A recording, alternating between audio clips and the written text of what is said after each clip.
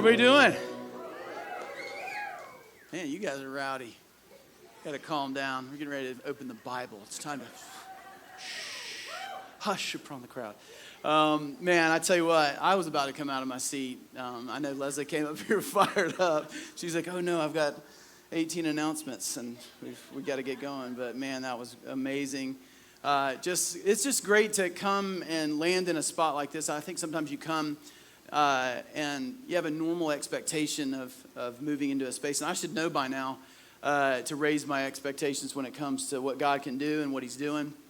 And he's already been moving. Since we came here for prayer at 8 this morning, through worship, God's already moved. I mean, Gerald was in the back going, you might as well just have the benediction, bro. Don't even go up and reach. And I was like, you're probably right. Man, you guys, you look so good. You got a little sun. You know, everybody's been outside. It looked like Panama City Beach here this weekend. It was like cars up and down First Avenue looking for parking, loading up our parking lot. I'm sure you saw a little trash. Actually, probably not, because our guys that clean the parking lot, the guys that serve, some that could probably teach on this stage, and they clean the parking lot for us on Sundays that serve here. It amazes me. Yeah, that's a good thing to do. But yeah, you guys look amazing.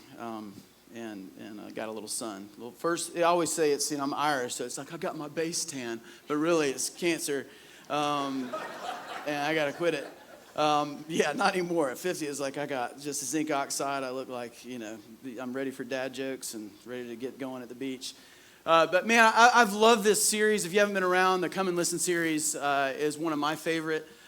Mainly because you just come to the story and God's going to speak. Like that you get into this. And if you haven't been around for the last couple of weeks, we recapped where we were in Come and Listen. We've been doing it since 2014, which is crazy. But we started in Genesis, we've just moved through each book of the Bible. We're not always in this series. We have regular series that we do here. We have exegetical seasons where we're just like in the book of Hebrews like we were. And we'll return to the book of Hebrews. But this particular series, we look into the stories of God's faithfulness. But we also zoom out to see exactly that this is one fluid story. Every page whispers his name. And certainly we're already seeing that in the book of Esther. So if you got your Bible, we're going to be in chapter 5 and chapter 6 this morning. It is an amazing story. And you see God woven all through it. Although I've mentioned before, God is never mentioned in the book of Esther. It's time for me to end my sermon. I hear my alarm going off as we speak. It's like PTSD from waking up in the morning. Oh gosh. But when you get into this, you begin to see the hand of God. What's amazing is, it trumps, I think, some of the other books in how you see the plans of God unfold. And when I was reading this, I don't know why, it brought me all the way back to 2014. And I remember I was in a season in planting the church that. I'll just be honest, now being removed from that and being 10 years ago, I feel like I know there's people here that were here in 2014, and I apologize, but these are some of the thoughts I had that I never shared with you at the time. But I really, at some points I would want, at this time we were at First Baptist, North Jacksonville Beach. They graciously were allowing us to be there in their fellowship hall on Sunday nights. I used to call it the basement of North Jacksonville Beach, and that's where we were meeting. But it was kind of sad for me. I didn't communicate that. I'm always, Mr. Hype saying, hey, it's going to be great. We're going to have an amazing time. God's moving us to another space. But we were in a space that we loved. It was smelly and stinky, but it was ours. It's called the Ocean Room. And we met there. We had room to grow, and we were in the morning. And we got to Sunday night, and it was just like families. And I love y'all, but y'all like, we ain't doing that. And it was just gone. And it became like, it was college students again, which I was a college pastor. And I love that season of my life. But y'all are broke. And we needed money at the time. So it was like, I don't know, we went from, 100 or so people, and we kind of gradually, is it buzzing? Yeah. Everybody's like, I can't even listen to this joker no more.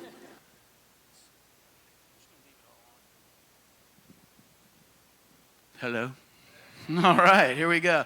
My wife hates it when I do the handheld, because she said, it makes you more like stand-up comedian-ish, and you, so there I was.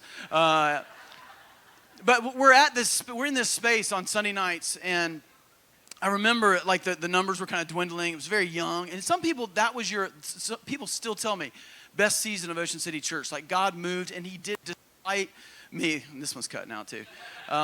Despite me, where my heart was sometimes, and I remember just thinking, is this going to continue? Like, are we going to? And I really thought maybe this is God's way of saying this is going to end. And this was kind of a turning point. This particular Sunday night, I had put together a sermon that was really me preaching to myself.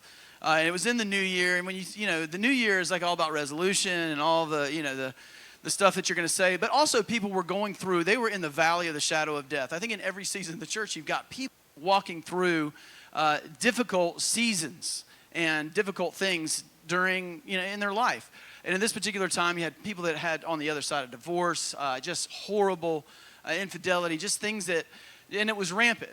And then of course you got the pastor that's in a self-pity party about his small church. There's 55 people in it going, what am I supposed to be here?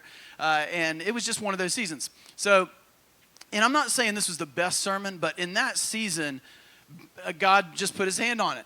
And I was reminded of it. And then Beth said the same thing. We were both thinking about the same thing. I was like, well, maybe I'm supposed to mention this. But there was 3 passages, and I never do this. I cherry-picked 3 coffee cup verses out of the Bible, and I preached on it.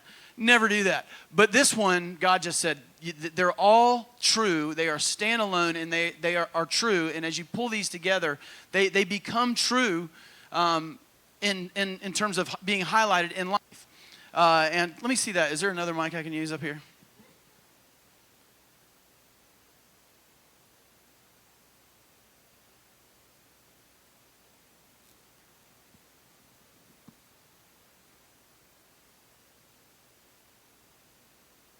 Green. There we go. Well,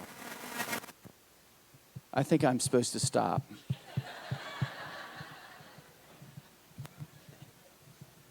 How we doing? All right. Yay! Okay, we need to post a few people praying, one on that corner and one on that corner, because we're going to have to close in a minute. All right, we've got 3 passages that I covered in this sermon, and you'll see where I'm going. Hebrews 10:23. None of these are on the screen, but I'll just kind of give you the highlights. Let us hold fast to the confession of our hope without wavering, for he who promised is faithful. Again, you're thinking it's a new year, So I had this statement, hold on. We need to hold on. And then Jeremiah 29:11, that is the New Year's verse. Everybody posts it like 9,000 times. I know the plans I have for you, plans to prosper you, not to harm you, and plans for hope and a future, right? So I was like, hold on, I have a plan. This is God speaking to you and me. And then my favorite chapter and book in the Bible, Romans 8:28. And we know that for those who love God, all things will work together for good for those who are called according to his purpose. So Hebrews, Jeremiah, and Romans, hold on, I got a plan, and it's a good one. And we kind of navigated through it, and it by the end of it, it was me preaching to myself, turned my heart in a season that I was about to give up, honestly, and say that, this is not what we're supposed to be doing. Maybe I'm supposed to be doing something different, and we're dragging this little tribe of people along. And then all of a sudden, I feel like in those moments is where the church was born. And God started breathing on it. It became less about me, about numbers. It was more about life transformation, people going from death to life, like we sang about this morning. So as we dive into Esther, keep that thought and that phrase. Hold on, I have a plan, and it's good. Well, let's say that together. You got that memorized? Hold on, I have a plan, and it's a good one. I might have you do that again just to remind me, because I need it occasionally when the mics are messing up. All right, here we go. So when you're in Esther, short recap, we just got introduced to Esther last week, right? And she's an orphan that's adopted by Mordecai, and they're Jewish, and they are exiles. Her parents came over in the Babylonian exile, and we don't know what happened to them, but they have passed away at this point. Mordecai adopts her, so she's an orphan. She ends up through some strange turn of events. Bachelor, Persia, back in the BC era, and there's 400 of the most beautiful women in the entire Persian Empire come together, and the king picks one, and it's Esther. So arguably the most beautiful, most magnetic woman on the planet at the time. And she ends up going from being adopted to the queen of all of the most powerful kingdom on planet Earth. And, we talked about this idea that God's the one that places you where you are. If you end up in a position of power, if you end up in a position of success, God puts you there. And he put you there for such a time as this. That's one of the most famous passages in the book of Esther. It is your moment, right? This is your moment. It may be. You may not think it is, but God, you are plan A for carrying the gospel, the good news that Jesus saves and nothing else does, carrying that news to the ends of the earth. This is your moment. So that's where we ended, but we ended in a place where Mordecai and Esther are having this back and forth about this decree that had been put in place by the evil Haman. It's interesting in the festival that in the Jewish faith that they practice in the festival that's all kind of wrapped around the book of Esther. They read this story and they cheer when Mordecai's mentioned it. They do like a good William Wallace Braveheart. Rah! Everybody shouts, and Esther, it's like, oh, and then they mention Haman, who is evil, and everybody goes boo, and they do it the whole time. And it's kind of, it's kind of the middle that they read the entire book of Esther in that celebration. It's pretty amazing. But Haman has, he hates Mordecai. Mordecai won't give him the time of day, won't bow to him. He's the prime minister. He's second command of the largest empire on planet Earth at the time. And Mordecai, it doesn't say that he's disrespectful. It just says that he wouldn't bow. Because he has one king, and he worships one God, and he's not going to, they deified kings and political figures in the Persian Empire, and Mordecai wasn't about it. And Haman hated it. It drove him crazy. So he did not only wanted to kill Mordecai, he says, we're going to kill the entire nation of Israel. Every Jew in the entire Persian Empire, all 128 countries that made up the Persian Empire, all on the same day, on March 20th, they were all sentenced to death. And this is so strange because Esther's a Jew and she's the queen, but has hidden the fact, and everybody else didn't connect Mordecai and Esther, but they talked all the time. They found ways by passing notes, just all kinds of ways to always be in communication. He was always at the king's gate. He must have worked there. That's where he was. He stayed there, wanted to be close to the king's gate so that he could get communication to Esther and back from it. It was this amazing. It's just the story is amazing.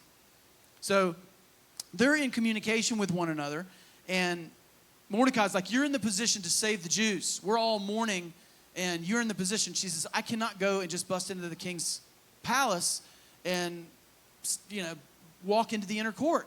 That is the death penalty if you're not invited, unless he raises his scepter, and that rarely happens. Most people just get killed. So, how am I going to go in there? And the message gets back to Mordecai, and he sends a message back and says, hey, look, this is why you're here. Could it be that you're in the palace, you are queen of all of Persia for such a time as this? This is your moment. That gets back to Esther, and Esther responds to it and says, I'm going to do it. You fast and pray for 3 days. We're going to fast and pray with all of my crew here in the palace for 3 days. If I perish, I perish. And that's where we end in that section of scripture. So we open up in chapter 5. Esther puts on her queen gear, like all of her formal, all of the things that would be honoring and respecting to the king. She puts it on, and she makes her way into the inner court. Now, when you read the story, it sounds like he's turned around. I mean, it's just like a movie. Like he's turned around, like facing the throne, kind of off, pensive, doing his thing. And she walks in the door, and he catches her out of the corner of his eye, and immediately you get the sense that his countenance, everything, he hasn't seen her for over 30 days. He's just happy to see her.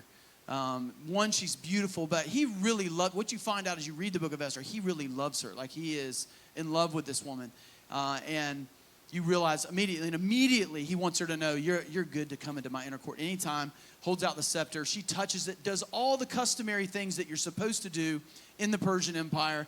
When you're in the inner court, like she respects all of the stuff. Like at no point has she gotten prideful. She comes in with humility and with fear before, who God has put in place as king. There's no king that's ever put in place on planet Earth, evil or good, that is not through the sovereignty of God placing him there for his purposes and his glory.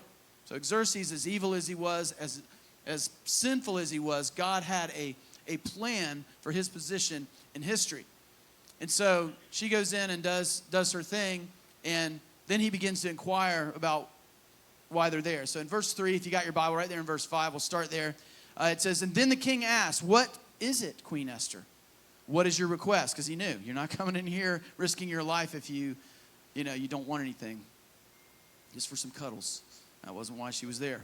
So even up to half the kingdom, it will be given to you. So he says, I'll give you anything. And she says, if it pleases the king, replied Esther, let the king together with Haman come today to a banquet I have prepared for him. So she invites him to a banquet.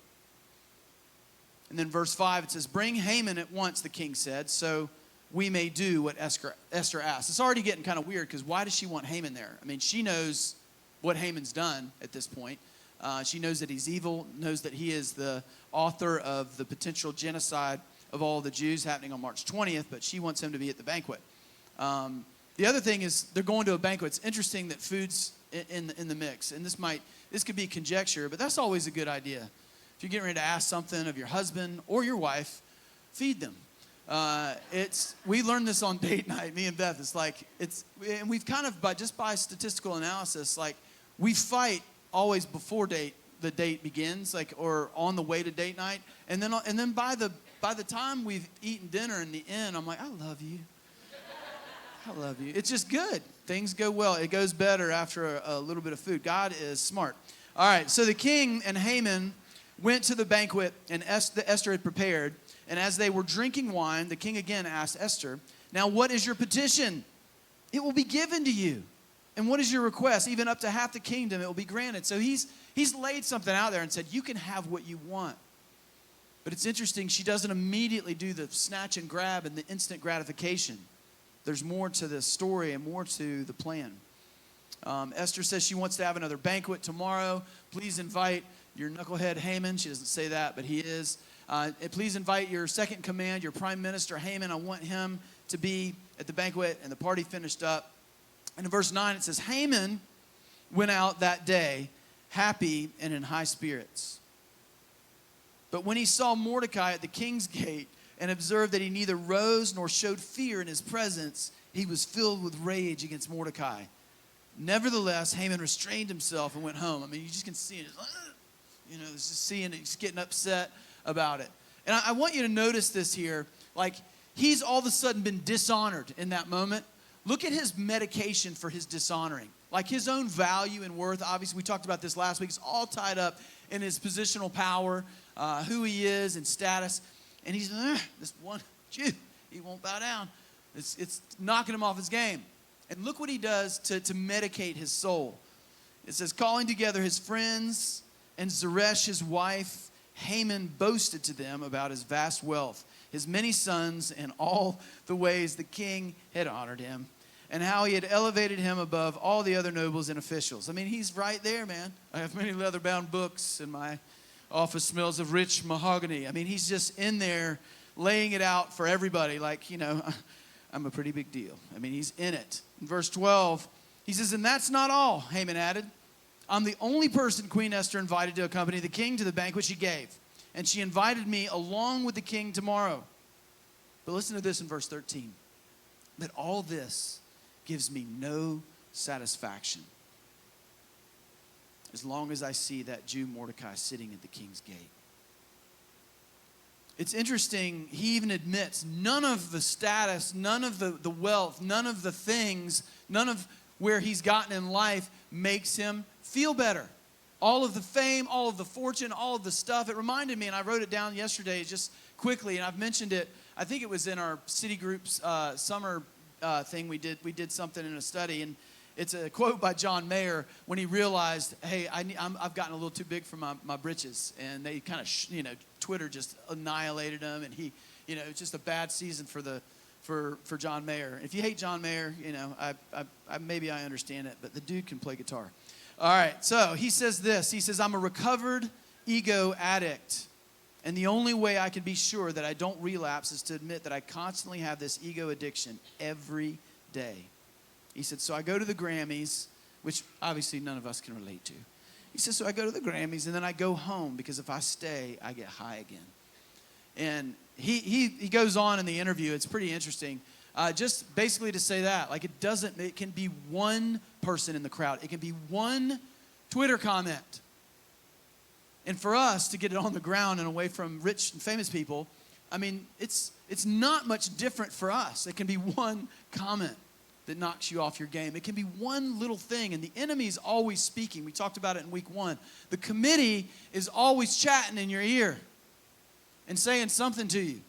And somebody else might have said it, but the enemy's going to stack on top of that. Did you hear what they said? Do you know how they feel about you? I mean, it just immediately, it's the thing that takes us off. We can see what we've put our hope in those moments. We can see that we have a thin foundation, a fragile foundation as our Savior when that happens. So as you continue in the story, the family kind of gets together, and family's not always the best thing to have in play. And you'll see it here. They say, you need to erect a 50-foot pole that you can put Haman on, like a pike that you can just kill him and murder him on, and you need to go ask the king if you can murder this guy. Family's not always the best route. Sometimes you can get advice from family, but if they're murderers, then probably not. All right, chapter 6. So we get into chapter 6. It says, that night, the king. So we get back to the palace. You got Haman doing his thing, Mordecai, and the king's in his palace. He's going to bed, getting ready for the banquet for the next day with Esther. And that night, the king could not sleep, so he ordered the book of the Chronicles, the record of his reign. Remember, we heard about this if you were in early, like they wrote a particular event in the Chronicles to be brought. So that he had this brought in. So some late night like reading, he can't sleep. He's like, you would flip up, Netflix and start watching episodes of something. He's reading the Chronicles. All right. It was found recorded there that Mordecai had exposed Bigthana and Teresh. Remember Biggie and Terry? Yep, we talked about them a couple weeks ago too. 2 of the king's officers who guarded the doorway, who had conspired to assassinate King Xerxes. You remember Biggie and Terry? They were up there, they were chatting, and they were like, we got a plan. They had a good plan, and Mordecai heard about it, and he told Queen Esther, when they're passing their secret notes, and said, hey, I just want to let you know, there's Biggie and Terry down here talking some trash. You need to tell the king. They find out, everybody, the plan gets foiled. Those 2 guys get put on pikes, and it's the end of that. So the king reads it, and it's like you realize, not all the information makes it to the king, kind of like the president. Now, it doesn't always get to the guy. It's like he doesn't know all the stuff because people are doing lots of stuff around him. That's what happens here. And he says, what honor and recognition has Mordecai received for this, the king asked. Nothing has been done for him, his attendants answered. And the king said, who is in the court? Like right now. Now Haman had just entered the outer court of the palace. Think about this story. This is just cooking up to be good, isn't it? Like it's just, you just want this, So Haman, evil Haman, just entered the outer court. Now remember, he's coming in what? To tell the king, hey, we got this guy. We need to wipe him out. Like before the even March 20th thing, he needs to die. So he goes into the court of the palace to speak to the king about impaling Mordecai on the pole he had set up. The attendants tell him, like, Haman's in the outer court. That's who's out there. When Haman entered, the king asked him, what should be done for the man the king delights to honor? He's read this thing about Mordecai. Mordecai, we didn't say anything. He saved me from Biggie and Terry.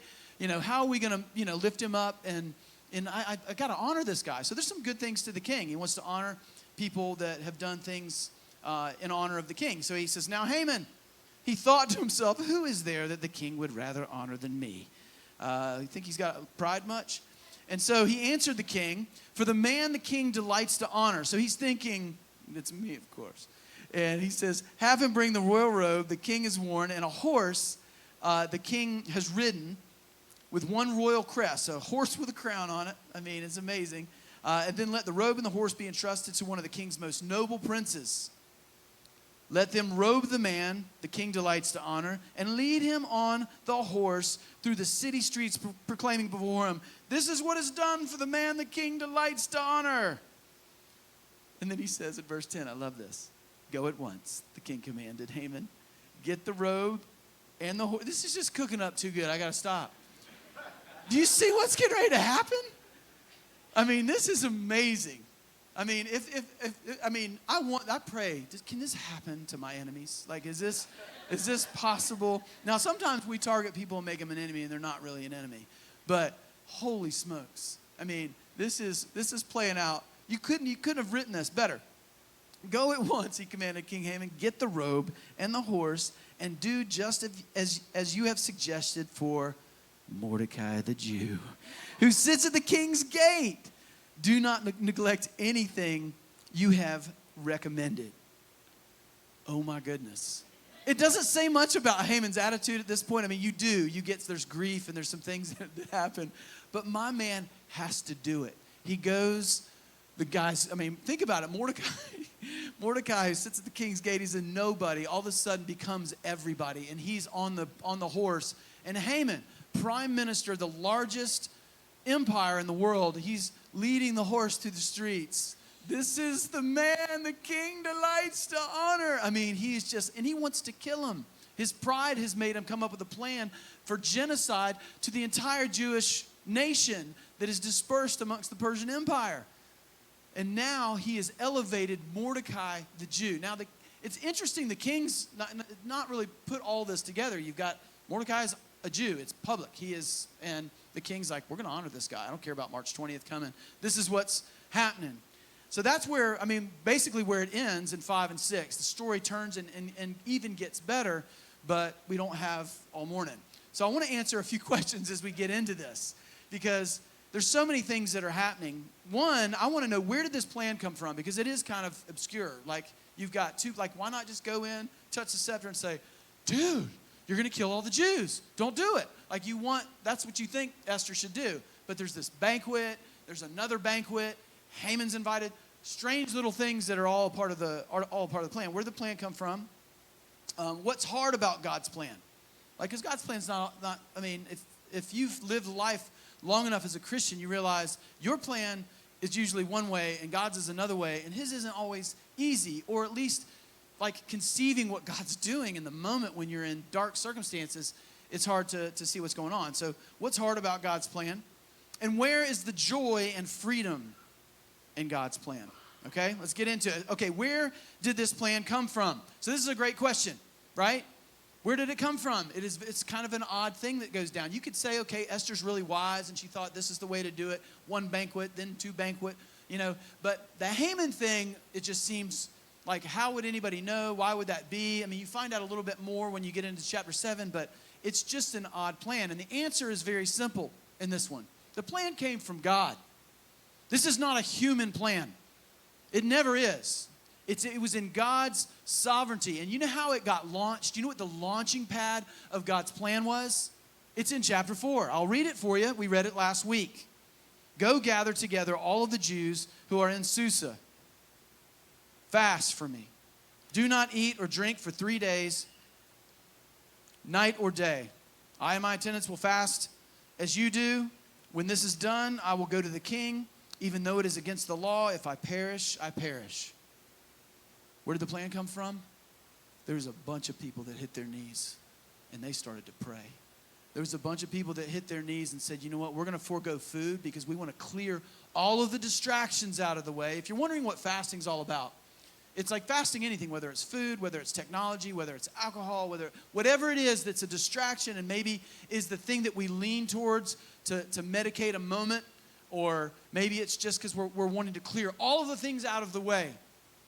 And in those moments when you're hungry, you think about God. In those moments when you're hungry, you pray and you go to God. Fasting's an incredible thing, an incredible tool, and it's all through Scripture. And then praying. They got dialed in to God. It was God first. It wasn't Esther's going to go save the world because she's got status as a queen. It's Esther is anchored to the real king. She has God on her side, and she knew this is not going to happen. None of this is going to happen without that. That is where it comes from. And what's amazing about this story is that it's got God's sovereignty all over it. We said that last week. Esther is where she is because God placed her there. Before the foundation of the world, God had the redemptive plan in place, which is a little disruptive. But what God would you want? Do you want the one biting his nails going, oh, I'm so sorry about your circumstances. That was rough. Or the one that says, I ordained it and I can get you out of it. And I have you there for such a day as this, for this purpose. I want the God that's in control every day of the week. The one that can save, that can redeem, that can restore. The one that can bring dead things to life. That's the God that I want to serve, the sovereign one. Disruptive sovereignty, yes. But that is, at the end of the day, that is what you want. The powerful God that can do anything he wants, whenever he wants. That's what we want. And that's what Esther has at her disposal. So she hits her face, lets the world go strangely dim, connects with God, and this plan is birthed. Okay, so what's hard about God's plan? First thing is God asks us to trust him without all the information. Like in this kind of deal, think about it. Like if she goes to God, like she's like, I don't know, I'm supposed to invite Haman to this banquet. Like God said banquet and then Haman. Like I don't know why he's supposed to be there. I hate Haman, but I'm going to have to cook a nice meal for him. And this doesn't even make any sense. Why in the presence of why are my enemies still in my presence in the middle of God's plan? Why has God not just eradicated my enemies and cleared the path? Why are they there?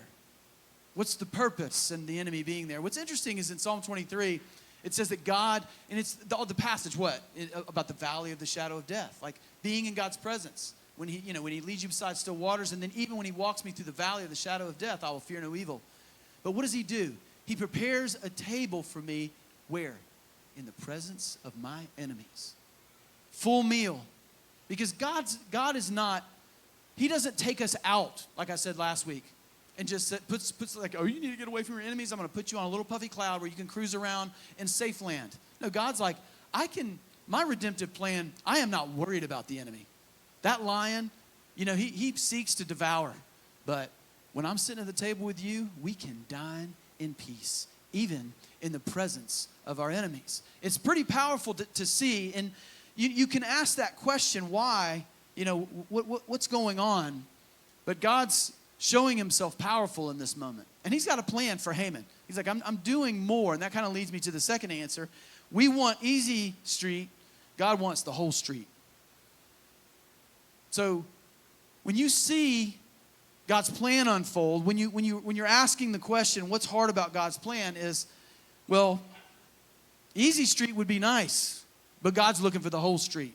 He's looking for salvation, not just for you, not just for a couple of people, but he in this situation, the entire nation, the entire people of God, all 128 provinces, every Jew on planet Earth, he's seeking to save the lost, the ones with a death sentence. And in our case, in full redemption with Jesus, it's the same. It's not about easy street, it's about the whole street. And sometimes that's what we want. Esther goes in, and she could have, when she walks into the courtroom in the inner court, touches the scepter, he says, you can have half the kingdom. Now, it wasn't part of the plan, but that would be pretty tempting. Like, just think about it. In our world, that's like easy for forever. Like, no more. If I have that, then I can do whatever I want, whenever I want. I've got all the things that anybody would ever want or desire on planet Earth, and somebody's laid it before me and says, you can have this right now. And she doesn't. Hands off. It reminds me of Jesus when he's in the desert and the enemy comes and says, look at my kingdom. All this is yours. And he's starving. He's delirious. He's human, just like he sweats like you and me. He's hungry like you and me. You can have the whole kingdom. And what does he say? No, there's more to the plan. Man does not live on bread alone. And it continues. Because easy street is not the road that Jesus walked, and certainly not what Esther's doing here. And I think about life in general. I think you get into these situations and you're wondering, what in the world is happening? My wife reminded me of this past week. Gerald, when he was on staff, you kind of do a little bit of everything. He used to be the Costco run. Now Carly does it for us because she is wonderful and amazing as one of our staff volunteers. She's fantastic. But Gerald was the Costco guy. If you ever want to know how to get around Costco, Carly and Gerald will tell you where the cheese is, man. But Beth, I remember, said to him, like, hey, God, God's doing something in your Costco runs. It might seem meaningless, but God's doing something. And I know it did. I've talked to Gerald. That dude, he learned his worship sets, on Butler Boulevard, going to Costco. God met him in his car. A lot of Gerald's story is in his car. And I think about the road that Gerald walked from when I met him at age 22 to now. He's almost, he's nearing 40, man. I can say that now. But just watching it unfold to the point where Gerald's like, and I know he wanted to be married. I know he wanted kids. And it just was like, what are you doing, God? But God's in the long game. And he had something better. I mean, if you know Gerald's story, he had something extraordinary for Gerald. But man, with God, it always involves waiting. It always involves waiting. We want easy street. God is in the long game for your good and his glory. It's what he does. It's how he operates. There's no shortcuts to it. Don't grow weary in doing good. You'll reap a harvest. It will happen for you. Hold on. I got a plan. It's a good one. All right. Other question here. Last question. Where is there freedom and joy in following God's plan? One, and this is freedom, people. You might not think it. It is not about you. The pressure is off. Don't go chasing accolades or waterfalls. You should not chase accolades. You can see it so clearly in this story. You can. Look at the difference between Mordecai and Haman. Mordecai, think about this, way back in chapter 2, saves the queen from Biggie and Terry and their plot. Like, saves the King Xerxes, fourth king of kings in the Persian Empire. Saves his life. And not a peep. I mean, you've been around his wife, you know. Have we gotten a letter from the king yet?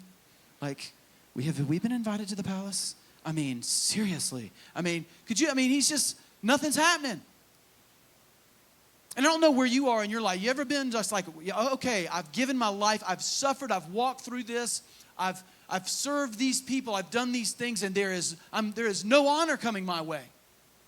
There's nothing happening. I'm going to quit. And I think sometimes we get into that navel-gazing self-pity when we serve in anonymity, when we serve in obscurity, when we're in those places and you're like, gosh, nobody's even said thank you. Nobody's even invited me to their house. Nobody's ever done these things. I've not been pushed up the ladder and done this, that, or the other. This is what happens to me at work. I'm kind of off in the corner. Everybody else takes credit. I did the stuff. And what's beautiful about this story is, hold on. It's going to turn. I got a plan, and it's a good one. But then out of nowhere, the king goes to sleep, wakes up, and he's like, give me the Chronicles. I mean, that is God right there. God's got a bigger plan. He ain't going easy street. He's going long game, and it's going to get good for you. It's going to get good. The waiting's going to be worth it. It is going to change everything. Suddenly, being overlooked, this is jumping off the page. And you go back and you look at Haman, who's seeking all of these things, needing to be loved, needing to be, all of his worth and value are tied up in his position and all of his wealth, being invited to the palace, being acknowledged by the queen. All of it is like, look at my wealth, look what I've done. But pride is exhausting. It will crush you trying to chase it. Trying to be just a little bit better than everybody else. Like, I like being medium, but maybe just a shade where I can look down a little bit on people, but they don't even know that I'm better than them. I mean, positioning yourself just right to have a little false humility in the office. Like, they're talking about the project that you did, and you're worried somebody else is going to get the credit. You're like, what you talking about? What's going on over there? Yeah, I worked on that a long time last night. It was really good. You just kind of slyly, it's exhausting to chase the life of pride and building your life on accolades and success. It will come crashing down. It's not about you. And what a relief that it's not on your shoulders. To be awesome all the time. To be the one that's killing it in life. There is one king. There is one king that deserves glory, and his name is Jesus. And you'll see it with Haman. It comes crashing down. Jonathan Edwards says this about pride. He says, alas, how much pride the best have in their hearts. It is the worst part of the body of sin and death. The worst part. The first sin that ever entered into the universe, and the last that is rooted out. It is God's most stubborn enemy. Because God sees it differently in 1 Peter 5, 6, and 7. Humble yourselves, therefore, under God's mighty hand, that he may, what? Lift you up in due time. And I love that after this, we missed the first part of this. Cast all your cares and anxiety on him because he cares for you.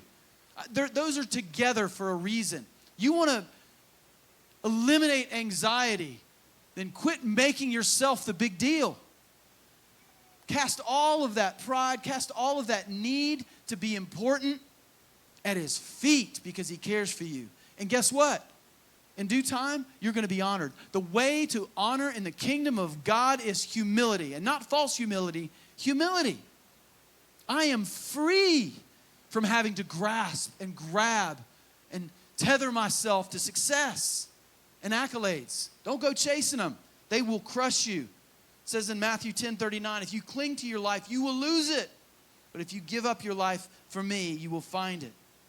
It is always there. Hold on. I got a plan. It's a good one. Lastly, he holds it all together. He holds it all together. Every bit of it. You can trust him with this plan. There's so many details in this story that God's putting together and orchestrating.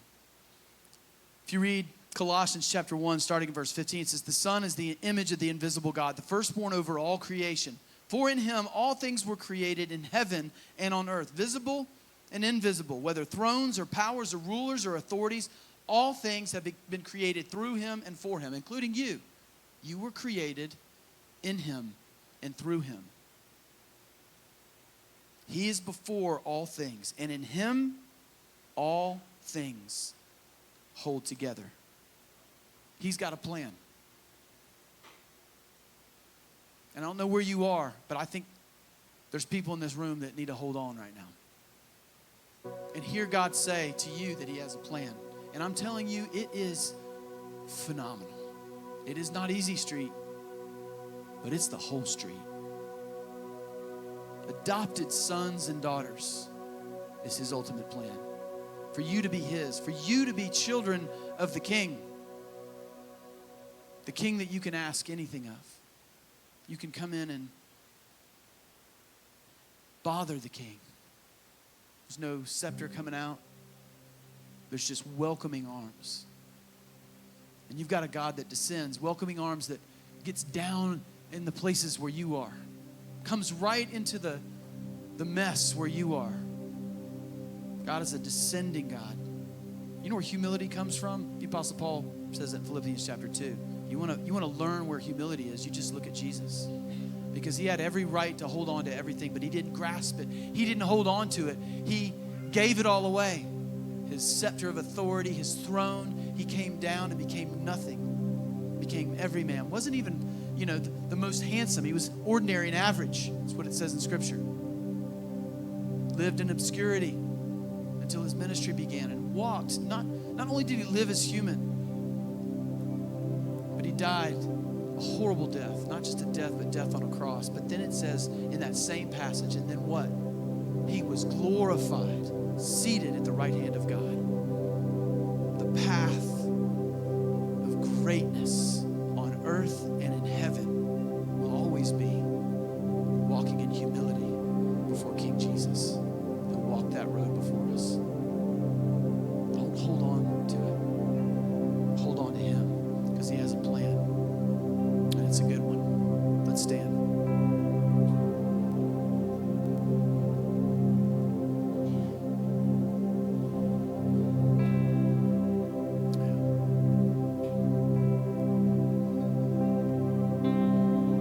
I don't know where everyone is in the room in life.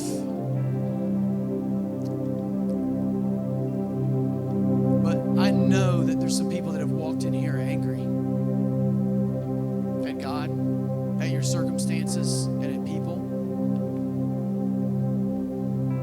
You're looking around wondering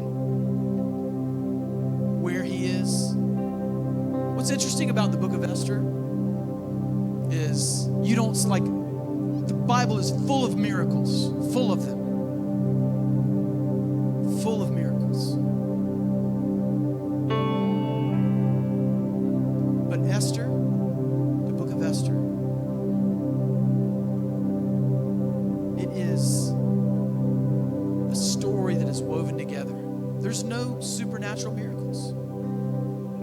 There's no supernatural miracles. But there's the miracle of God's plan unfolding in God's time and the rescuing of an entire nation. He is weaving himself into your life. You are here for a purpose.